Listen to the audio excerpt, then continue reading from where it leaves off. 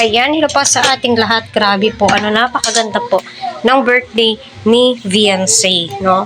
Yung intermission pa lamang po nila Kalingap Edu, kita naman po natin, pinaghandaan po talaga, nag-effort po talaga sila. Syempre, kailangan po tayong mag-effort or kailangan po nilang mag-effort dahil nga po, napakaraming nanonood po sa kanila. So, nasa 301,000 na po, no? Running to 500,000 na po yan.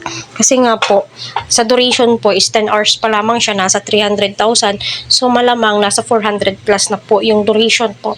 No, total average po yan. So yun na nga po, no. Edu ay nagpasalamat nga po kay Viancy.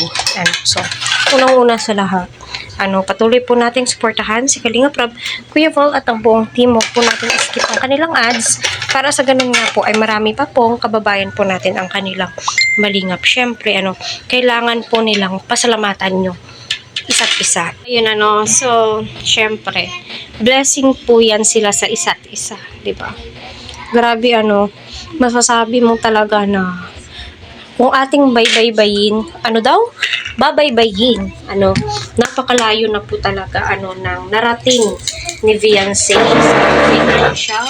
So, masasabi na po natin, na financial stable na po siya, diba? Kasi nga po, grabe, no? Kumbaga, nabibili na po ni Viancy lahat ng kanyang gusto. Pero, alam naman po natin lahat, no? At kung mapapansin nyo, hindi po maluho si Viancy. Hindi po siya yung tipong babae ng bili ng bili.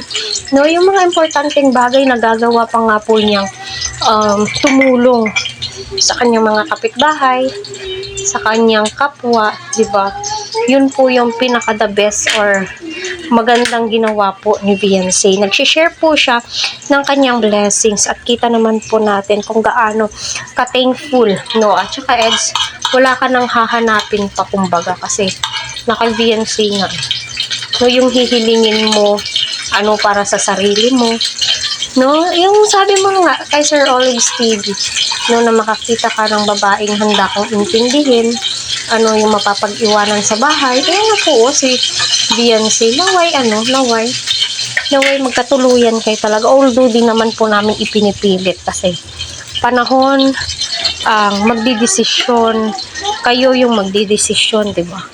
Kaya yan yung pinagdarasal po namin as a viewers, supporters ninyong dalawa.